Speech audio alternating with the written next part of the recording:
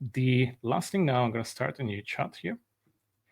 And I want to show you the last feature we're going to be talking through this live stream, which is voice to text. I think we started from you have to type every single time what you have to do within the chat input to then, hey, you can actually build Dino prompt so you can one-click enter things within the chat input, but we took this even further.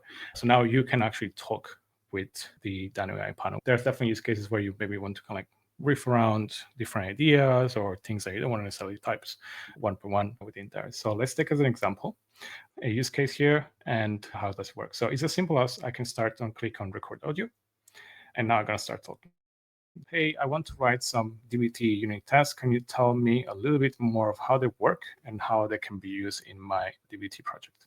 So I could just basically talk with the agent, tell them what I want to do. The agent was able to then just listen to all my things and then start doing its own search and its own information and generating all at once. So in this case, I'm asking some more information, but effectively, it could be about generating code or describing or documenting. Like I found this to be quite exciting as a use case where, let's say we build some SQL and we have some complex logic, we can actually talk to the agent and say, hey, this is why I have this case statement, and this is the kind of use cases I'm tracking, so that the agent can actually follow that through and generate the documentation and that domain knowledge I have as I've been generating the SQL. Right? I'm super curious to see how people will actually find a balance between typing prompts, using voice to text there, but we're seeing this as an additional way of how now user can interact and have this sort of AI agentic experience in Paradime tightly coupled to